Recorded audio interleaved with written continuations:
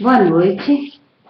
Vocês estão na TV Web Luz Crística, no www.luzcristica.com/online.htm. É uma TV web que fica no interior do site Luz Crística. Hoje é dia 5/7/2010, segunda-feira, e nós iniciamos esses estudos às 20 horas das segundas-feiras. Os encontros anteriores estão gravados, os outros dois, porque hoje é o terceiro, eles estão gravados e disponíveis no site para serem vistos ou revistos, certo? Nós estamos estudando em grupo o livro O Despertar de uma Nova Consciência, do Eckhart Tolle, que é o mesmo autor do livro O Poder do Agora. É um livro mais recente que O Poder do Agora, mas muito bom, muito bom. Recomendo a todos que adquiram o seu exemplar e que preferencialmente não o baixem da internet, não é? No seu computador. Mas sim, dê o crédito ao autor, ao pessoal da editora. Aqui no Brasil é publicado pela Sextante. Em Portugal é publicado pela Pergaminho. Nos outros países eu não sei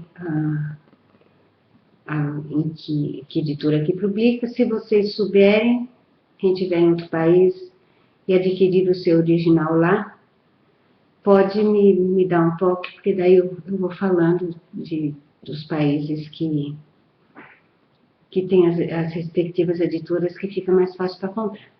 De qualquer maneira, na FENAC, a FENAC vende online.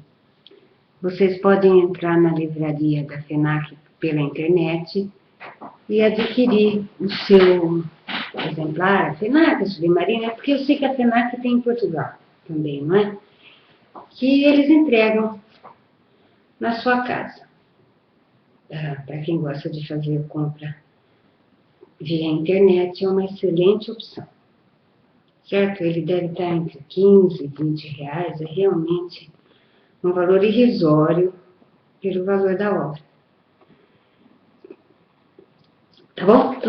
Nós paramos, a semana passada nós estudamos a espiritualidade e a religião, e paramos na folha 24.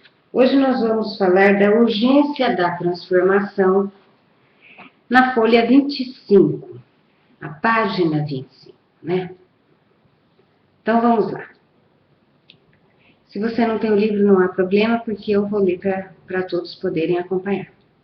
Quando se vê diante de uma crise radical, quando o seu antigo estilo de existir no mundo, de interagir com os outros e com o reino da natureza, não funciona mais, quando a sua sobrevivência é ameaçada por problemas aparentemente incontornáveis, uma forma de vida individual, bem como uma espécie, morrerá e ultrapassará as limitações da sua condição por meio de um salto evolutivo. Acredita-se que as formas de vida do nosso planeta tenham se originado no mar. Quando ainda não havia nenhum animal sobre a terra firme, o mar já estava cheio de vida. Então, a certa altura, uma das criaturas marinhas deve ter começado a se aventurar pelo solo. Talvez ela tenha se arrastado por alguns centímetros. Depois, exausta por causa da enorme força gravitacional do planeta, pode ter voltado à água, onde a gravidade é quase inexistente, pois ali conseguiria viver com muito mais facilidade. Mais tarde, ela tentaria de novo. Muito tempo depois, esse ser se adaptaria à vida terrena, à vida na Terra, desenvolvendo pés em vez de nadadeiras e pulmões em lugar de guelras. Parece improvável que uma espécie se expusesse a um ambiente tão estranho e sofresse uma transformação evolucionária, a não ser que fosse compelida a fazer isso por uma situação extrema. Talvez uma grande área do mar tenha passado a receber um volume cada vez menor de água do oceano principal, o que, ao longo de milhares de anos, poderia forçar os peixes a deixar seu habitat e evoluir. Responder a uma crise radical que ameace nossa própria sobrevivência, esse é o desafio que se apresenta à humanidade nesse momento. O distúrbio da mente humana egóica, identificado há mais de 2.500 anos pela antiga sabedoria dos mestres e agora ampliado pela ciência e a tecnologia, é pela primeira vez algo ameaçador à sobrevivência do planeta. Até há pouco tempo atrás, a transformação da consciência humana, também apontada por sábios no passado, não era mais do que uma possibilidade, compreendida por alguns raros indivíduos, independentemente de sua formação cultural e orientação religiosa. Um florescimento disseminado da consciência da nossa espécie não aconteceu porque, até então, isso não era imperativo. Uma parte significativa da população do planeta logo entenderá, se é que isso já não ocorreu, que a nossa espécie está diante de uma escolha radical: evoluir ou morrer. Uma porcentagem ainda relativamente pequena da humanidade, mas que cresce com rapidez, já está evidenciando o rompimento com os antigos padrões mentais egóicos e a emergência de uma nova dimensão de consciência. O que está surgindo agora não é um sistema inédito de crenças, não é uma religião diferente, não é uma ideologia espiritual nem uma mitologia. Estamos chegando ao fim não só das mitologias, como também das ideologias e dos sistemas de crença. A mudança é mais profunda do que o conteúdo da vossa mente e de vossos pensamentos. Na verdade, na essência da nova consciência está a transcendência do pensamento. Você veja que ele está falando de mente. A recém-descoberta capacidade de nos elevarmos ao pensamento, de compreendermos uma dimensão dentro de nós que é infinitamente mais vasta do que ele, do que o próprio pensamento. Já não extraímos nossa identidade, o sentimento de quem somos, do fluxo incessante do pensamento, que na antiga consciência considerávamos ser nós mesmos. E para o indivíduo é uma libertação saber que ele não é aquela voz dentro da cabeça. Quem é ele então? É aquele que compreende isso. A consciência, que é anterior ao pensamento, ao espaço em que este, ou a emoção, ou a percepção sensorial acontece. O ego não é mais do que isso. Identificação com a forma, o que basicamente corresponde a formas de pensamento. Se o mal tem alguma realidade, ela é uma realidade relativa e não absoluta. Esta também é uma definição dele: identificação com a forma. Formas físicas, formas de pensamento, formas emocionais. Isso resulta de uma total falta de consciência da nossa ligação com o todo, da nossa unidade intrínseca com todos os outros e com a origem. Esse esquecimento é o pecado original, o sofrimento, a ilusão. Quando essa ilusão da completa separação governa tudo que pensamos e fazemos, que tipo de mundo criamos? Para responder essa pergunta, observe como as pessoas se relacionam entre si. Leia um livro de história ou veja o noticiário da televisão hoje à noite. Se as estruturas da mente humana permanecerem imutáveis, vamos sempre terminar recriando fundamentalmente o mesmo mundo, os mesmos males, o mesmo distúrbio.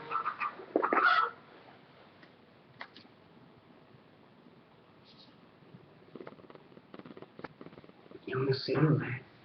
Eu quase surtei agora de susto.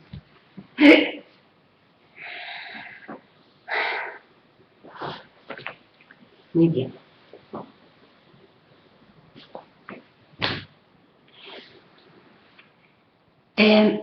Nessa parte, também assustei.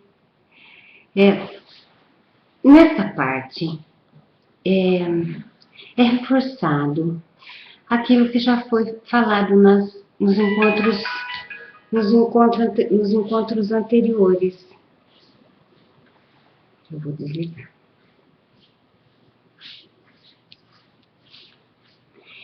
De que, na verdade, o ser humano se identifica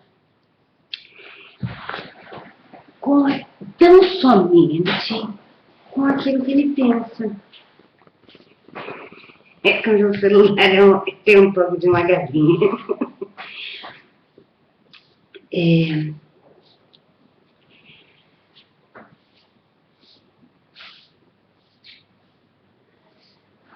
Quando somos pessoas integrais,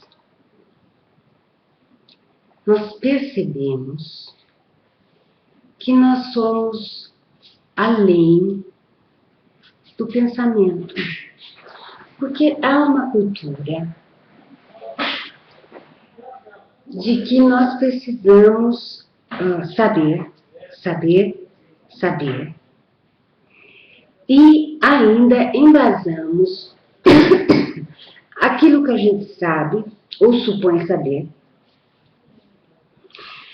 em parâmetros alheios, parâmetros externos, parâmetros de outras pessoas, para ver se a gente está bem ou se mal na fita com a gente, com a sociedade, com o nosso núcleo social e até mesmo com Deus. Então, nós estamos sempre tentando mentalmente ver se nós estamos certos ou se nós estamos errados. Então, levamos a nossa vida nos julgando e julgando a todos com base de crenças que nós guardamos no nosso interior. E ao que me parece, se você fizer uma observação histórica, a impressão que eu tenho é que as coisas estão afunilando cada vez mais. Cada vez nós podemos menos de fazer nossas escolhas, de nós nos conhecermos. Porque com o advento da mídia e da própria internet, como nós não estamos acostumados a pensar por nós, nós recebemos notícias e valores que nós nem vemos se aquilo a gente gosta ou se não gosta, se é bom para nós ou se não é, se eu respeito, mas não é para mim, ou se realmente está tendo um certo exagero nas coisas.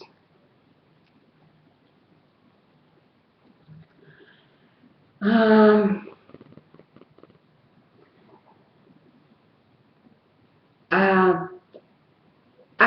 coisas, ao mesmo tempo que o politicamente correto está mais presente, nós temos menos liberdade. Eu não estou dizendo que está certo ou que está errado. Mas vocês observam, isso pelo menos eu vejo em mim, e vejo a minha volta, que nós não nos portamos mais como nós nos portávamos há 10 anos atrás. No sentido de nos validarmos até, do que gostamos.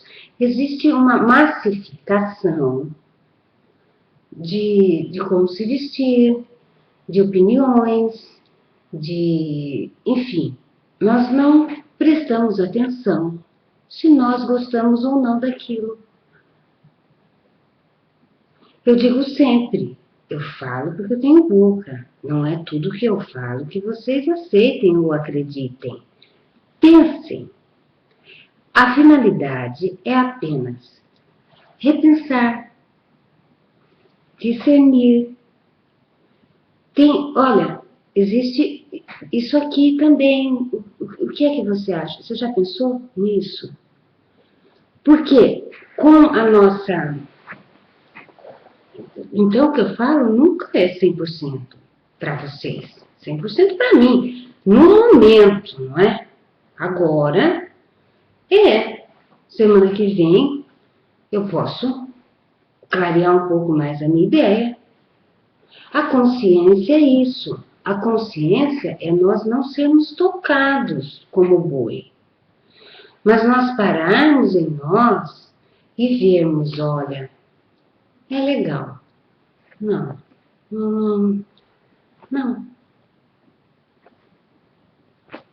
Obrigada. Não é? Nós não precisamos degladiar a respeito de opiniões nossas, e nós também não precisamos participar de tudo que a sociedade diz que é correto e é certo, e tem cada novidade que ai. Tem umas coisas que não é impressionantes, desde roupa, alimentação e enfim, você vê o próprio ovo não podia, colesterol na cabeça. Agora já pode. O azeite não podia, agora já pode. O abacate, nem ver. Agora faz bem. Entende? Não se observa as coisas no meio termo. Eles nos dizem ou é ou não é. Ou pode ou não pode. Como se nós fôssemos todos iguais.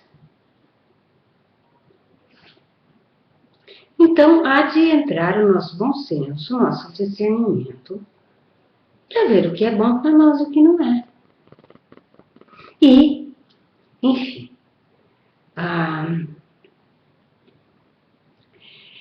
nós nos identificamos muito com os nossos pensamentos. E nós procuramos agir de acordo com aquilo que pensamos, de acordo com aquilo que acreditamos.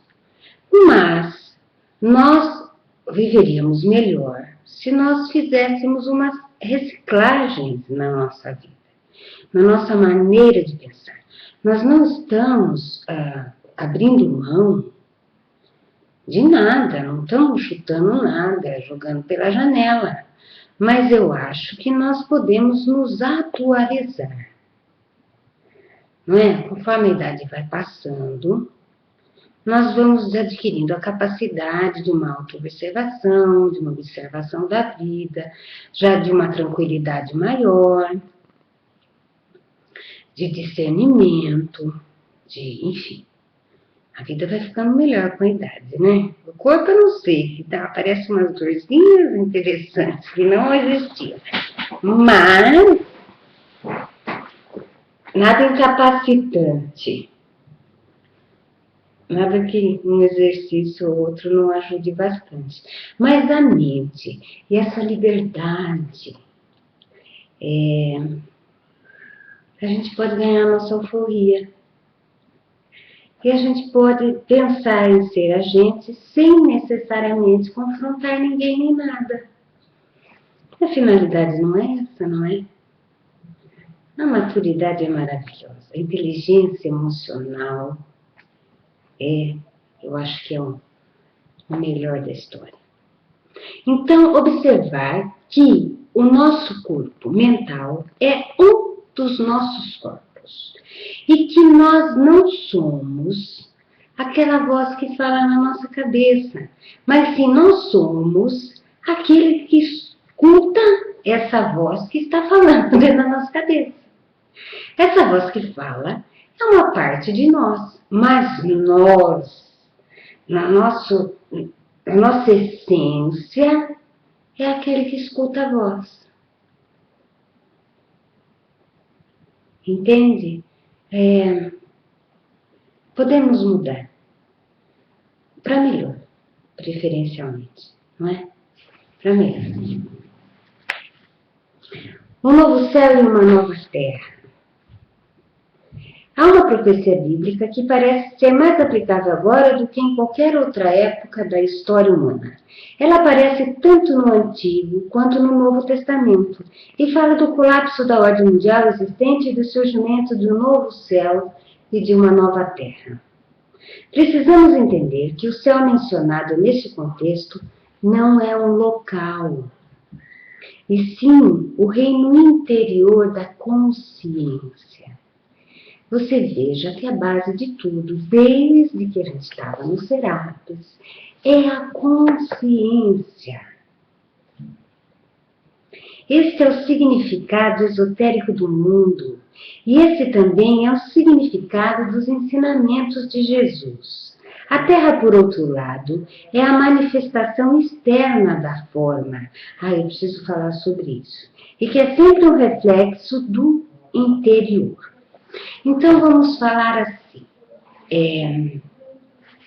Aqui, há de se fazer uma parte que eu não disse. Como é essa identificação com a forma? E ele fala de ego.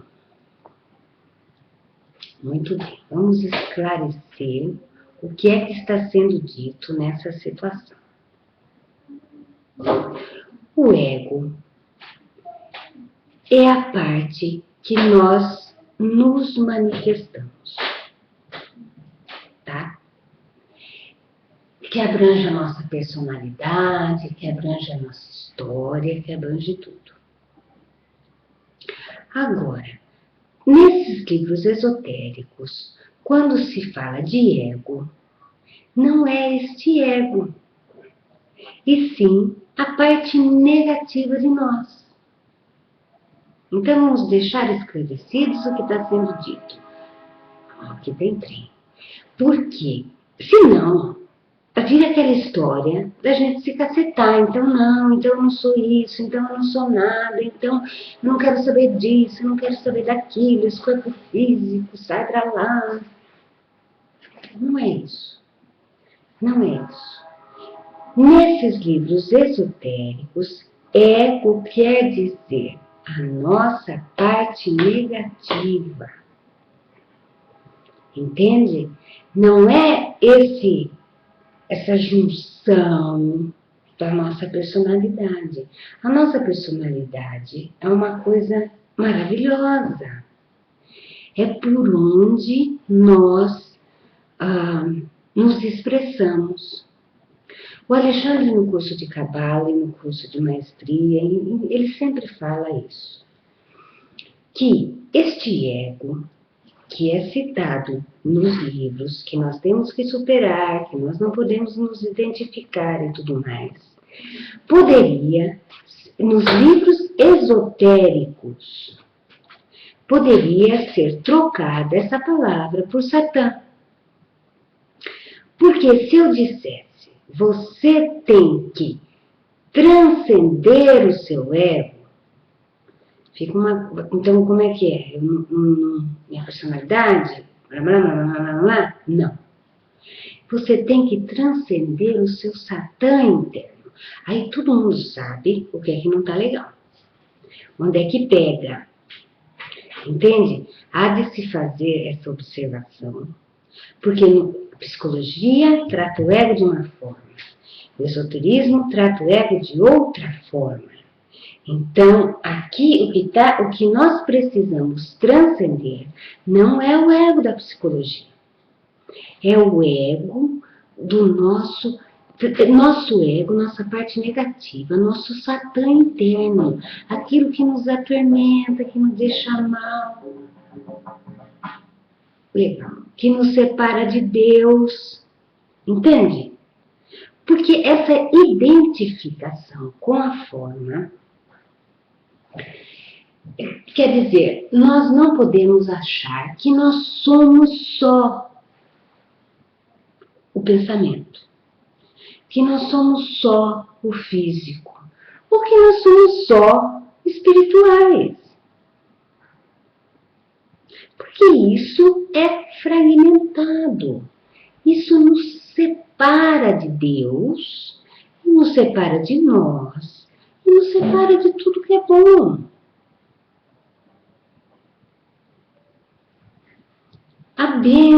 Nós trazemos a maravilha que nós somos aqui. É incorporar o que nós somos de bom aqui. E abençoarmos as formas, e abençoarmos o corpo físico, e abençoarmos a nossa existência.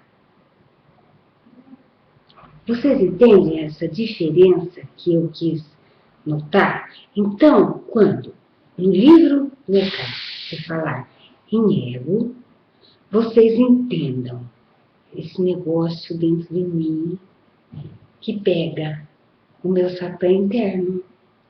Porque por sapé interno cada um sabe o que é. Tá bom? Ficou esclarecido?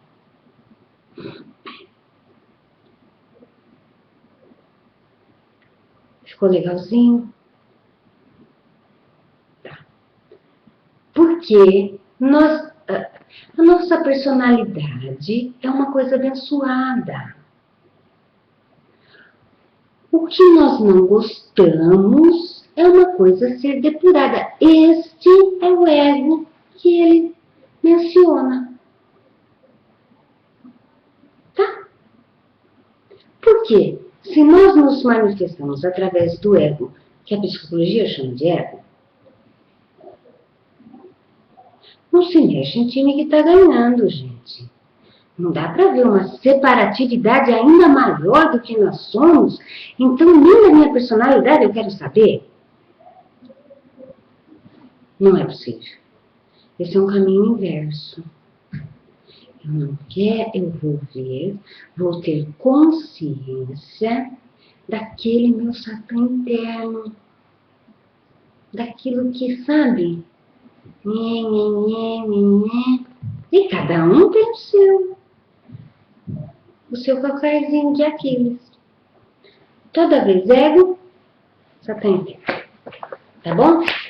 Essa identificação com a forma não é essa forma física maravilhosa, não é o pensamento, é não acharmos que nós somos tão limitados, que nós somos o que pensamos, ou que só existe o corpo físico, ou que só existe o corpo espiritual.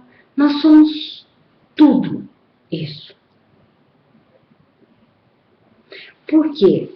O que nos separa é exatamente essa fragmentação. Tá? Esses quadradinhos é o que nos torna tão sem norte. E quando nós procuramos no externo, na sociedade, no nosso grupo social, nós desejamos acertar. Sempre nós queremos fazer o nosso melhor. Nós desejamos acertar. Mas nós o que não temos consciência é que o meu é diferente do seu.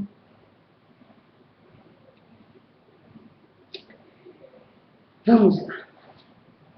A Terra, por outro lado, é a manifestação externa da forma, que é sempre um reflexo do interior. A consciência humana coletiva e a vida no nosso planeta estão intrinsecamente interligadas. A consciência humana coletiva e a vida do nosso planeta estão intrinsecamente interligadas. Nós somos todos um. O novo céu é o surgimento de um estado transformado da consciência humana, enquanto uma nova terra é o reflexo disso no físico. A vida humana e a consciência humana estão interligados de modo inerente à vida do planeta. Nós, como viemos, quando nós encarnamos, nós somos ligados em um chakra que na verdade, são 3 em 1. Nós nos ligamos, temos um chakra nosso no centro do planeta. Um chakra coletivo de todos no centro do planeta. E um chakra nosso ligado diretamente com a Mãe Terra, que é a manifestação física do planeta.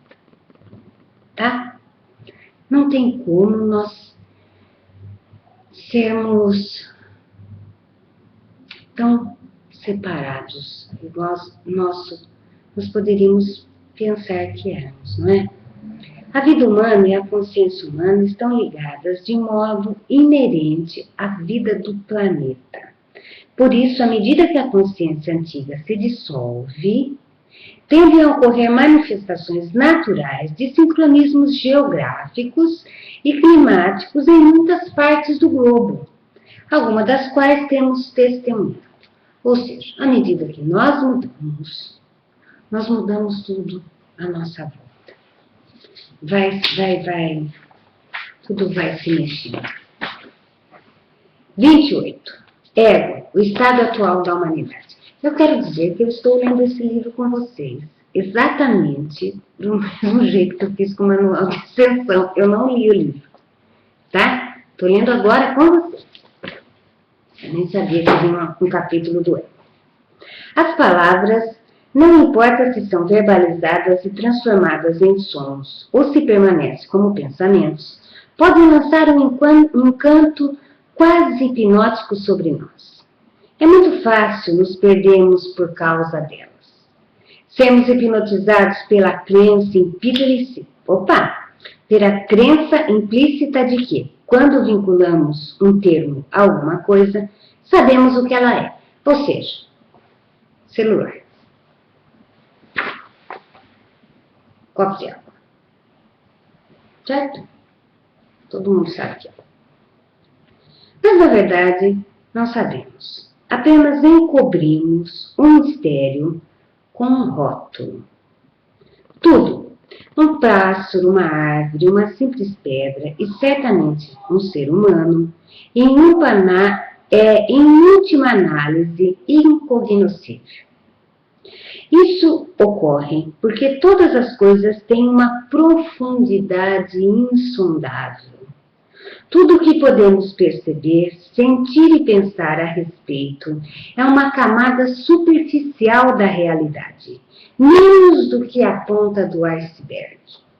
Sob a aparência superficial, todas as coisas estão ligadas não apenas a tudo que existe, como também à origem de toda a vida da qual procedemos. Até mesmo uma pedra, a mais facilmente uma flor ou um pássaro, pode nos mostrar o caminho de volta a Deus, a origem e a nós mesmos.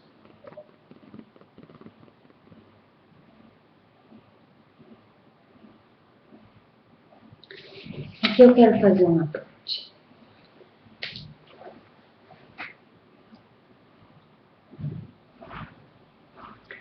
Muitas vezes,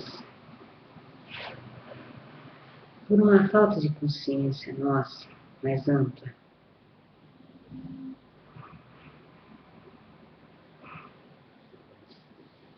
nós deixamos de perceber a maravilha que habita dentro do ser humano.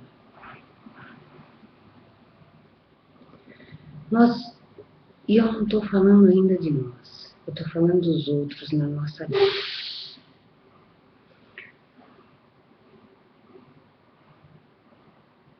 Independentemente do estado social, financeiro,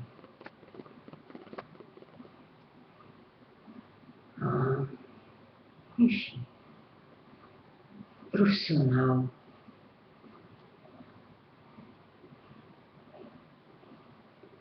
nós nos identificamos com a forma daquilo que nós estamos vendo.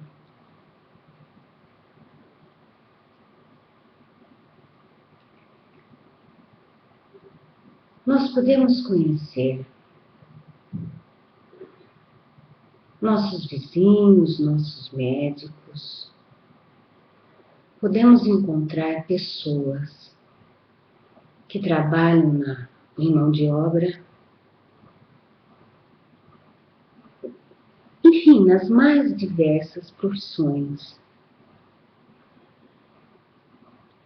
E quando nós olhamos, vem isso que ele falou, o rótulo.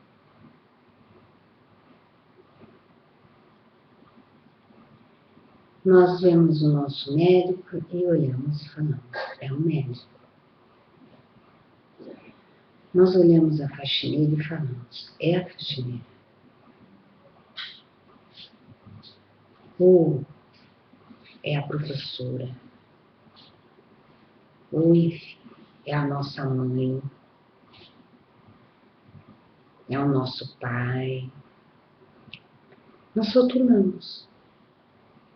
E nós temos uma ideia de como é ser aquilo. Uma coisa que não foi pensada, mas que foi sendo construída, meio a sopro abofetada, sem prestar muita atenção.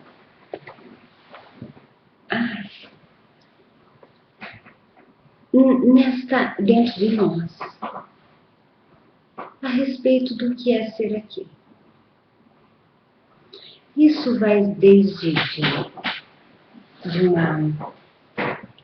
de uma posição social, de uma posição profissional, de uma posição, enfim. Nós batemos o olho e pelo cargo, pela situação, enfim, nós deletamos ou aceitamos na nossa vida. Nós somos capazes, pela não observação, de deixarmos de ter amizade com uma pessoa que faz faxina no nosso prédio, porque isso realmente não me interessa. Não me interessa nem conhecê-la, porque em mim já há uma identificação com aquela forma.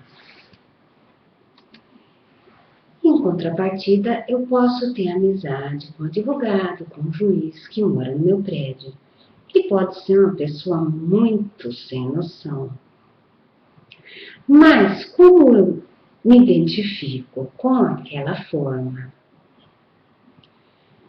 eu até passo por cima de umas mal-caratices que eu vejo que a pessoa tem. E procuro manter a amizade.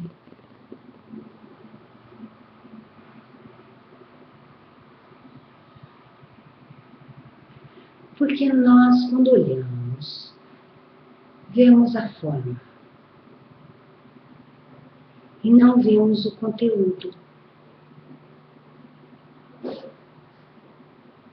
Tem gente que realmente não vale a pena mantermos amizade. Porque na nossa vida não traz nada de bom.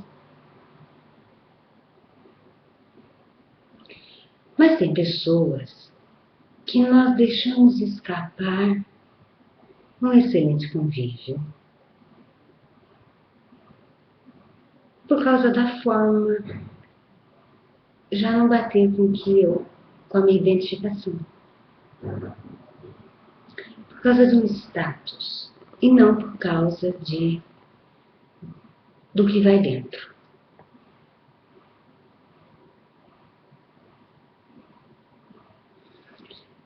É isso que é identificar-se com a forma.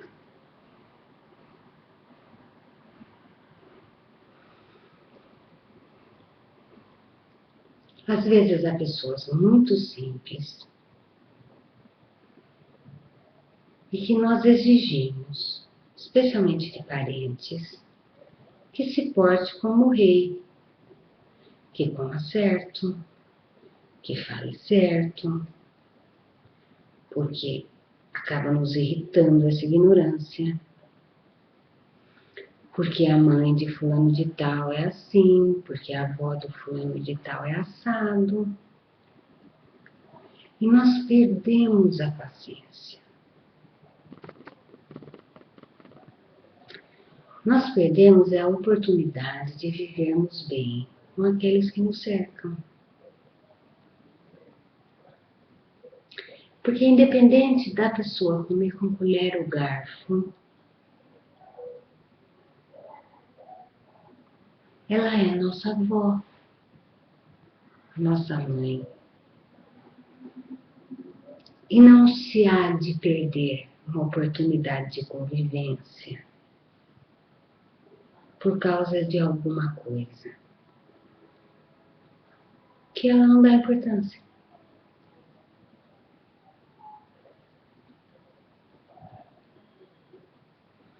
Quando nós mergulhamos dentro de nós e vemos o quanto é bom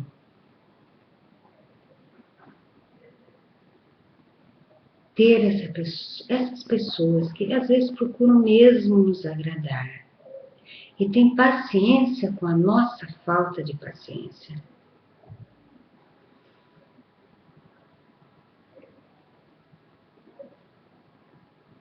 Seria interessante nós revermos se isso vale a pena. Se a nossa identificação com o comer certo, o falar certo, o bem viver social, não está nos tirando a oportunidade de convivermos com mais carinho com a nossa própria família.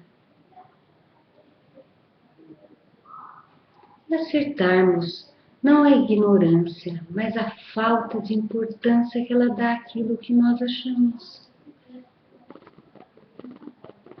Colher o garfo. Por que isso tem que me incomodar?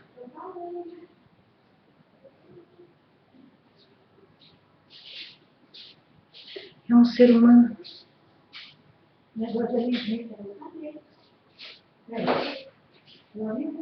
Mas acho que está aqui.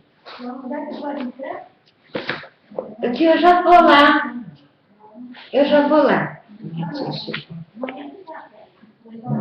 Eu vou lá daqui a pouco, mãe. Minha tia veio do trabalho, eu vou lá ver.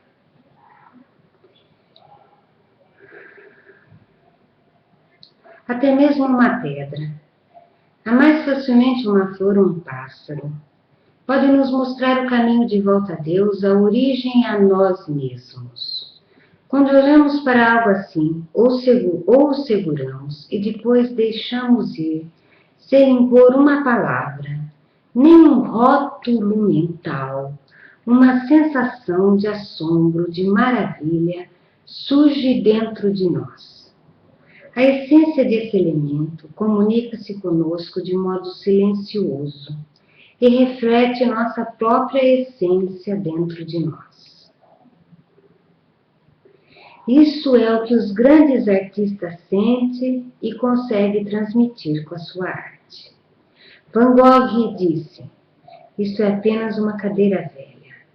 Ele olhou, não disse, desculpe. Van Gogh não disse: "Isso é apenas uma cadeira velha." Ele olhou e olhou e olhou. E sentiu a existência da cadeira. Depois sentou-se de frente para a tela e pegou o pincel. A cadeira em si tinha um valor irrisório. A pintura desse mesmo objeto hoje vale milhões de dólares. Sempre que não encobrimos o mundo com palavras e rótulos, retorna à nossa vida a sensação do milagre, que foi perdida muito tempo atrás, quando a humanidade, em vez de usar o pensamento, deixou-se possuir por ele. Uma profundidade volta à nossa vida. As coisas recuperam sua novidade, seu frescor. E o maior de todos os milagres é vivenciar o seu eu essencial antes de quaisquer palavras, pensamentos, rótulos mentais e imagens. Para que isso aconteça, precisamos desvincular a nossa percepção do eu, da existência, de todas as coisas que se misturam ou se identificaram com ele. Este livro trata justamente desta separação. Quanto mais rápido somos em ligar rótulos verbais ou mentais às coisas, pessoas ou situações, mais superficial e sem vida nossa realidade se torna. Mais superficial e sem vida a nossa realidade se torna. Assim, mais fracos nos mostramos em relação a ela, ao milagre da vida que continuamente se desenrola dentro de nós e ao nosso redor. Com essa atitude podemos ganhar inteligência, mas perdemos sabedoria, assim como perdemos alegria, perdemos amor, criatividade e vivacidade. Essas qualidades ficam ocultas na lacuna silenciosa entre a percepção e a interpretação. É evidente que necessitamos usar as palavras e pensamentos. Ambos têm sua própria beleza. No entanto, será que precisamos ser aprisionados por eles? Será que nós precisamos deixar de viver a vida? Será que nós precisamos deixar de ter alegria da nossa convivência com os nossos amigos, com os nossos parentes, com os animais, com a natureza? Em nome de algo que nos aprisiona, em nome de algo que nos separa. Os rótulos estão dentro de nós. Nós rotulamos tudo. E não aproveitamos a vida. Como eu disse, nós rotulamos. Nos identificamos. Deixamos de vivenciar a vida, as pessoas, os sabores. Porque nós batemos um carimbo de certo, errado, bom ou mal.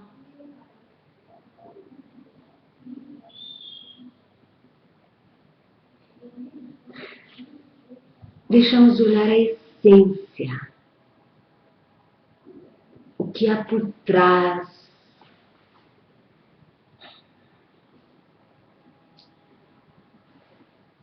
O que interliga. O que mantém tudo unido e funcionando perfeitamente.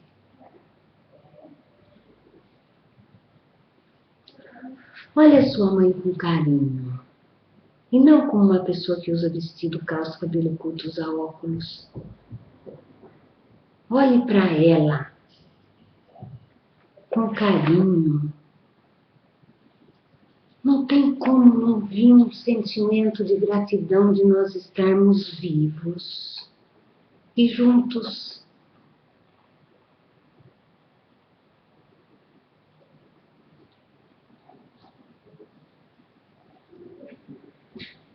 Todo ser humano quer fazer o seu melhor. Nós desejamos profundamente acertar. Mas nós utilizamos as ferramentas erradas, as que nos separam.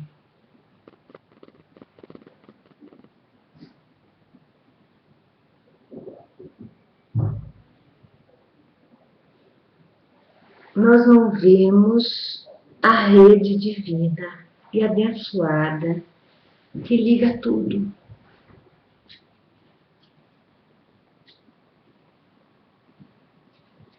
Dá para a vida ser ruim desse jeito? Não. Dá para ter situações que nós vivenciamos. Mas falar que é ruim, não é possível. As palavras reduzem a realidade a algo que a mente humana é capaz de entender, que não é muita coisa. A linguagem consiste em 5 sons básicos que se originam das cordas vocais. Eles são as vogais A, E, I, O, U.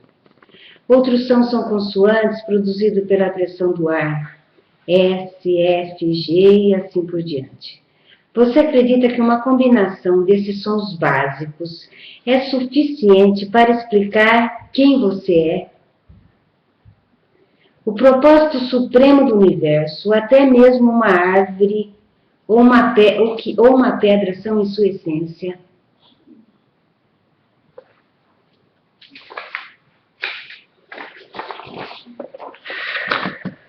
Vai ter muito choro, não sei. Eu preciso de um lenço.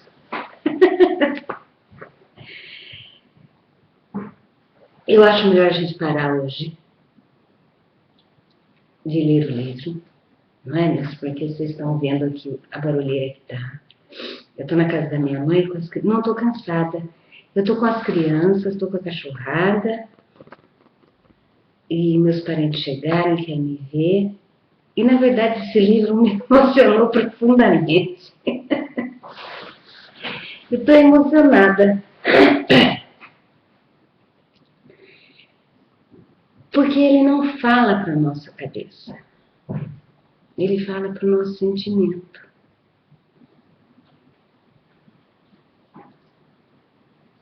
Eu estou um pouco cansada por causa das viagens, do curso, mas eu já estive muito mais cansada, não é isso. É que já são 9. Segunda-feira que vem eu estou no Luz Crística, a gente avança na hora.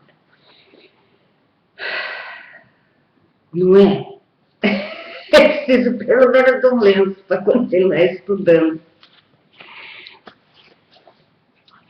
É uma grande revelação.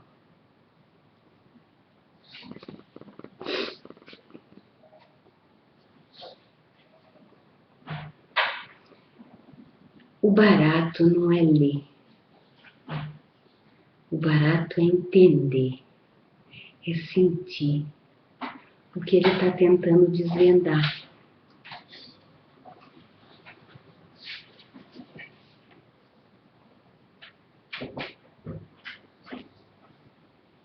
Você viu, Dulce, como parece com Serapis? Eu acho que é uma continuação do Serapis, não é? Ah, Marcia, preciso de um lenço, tá gravando? Preciso de um lenço para poder ler esse livro ali. Gente, então boa noite para vocês, fiquem com Deus. Nós nos encontramos de novo na segunda que vem. Pessoal,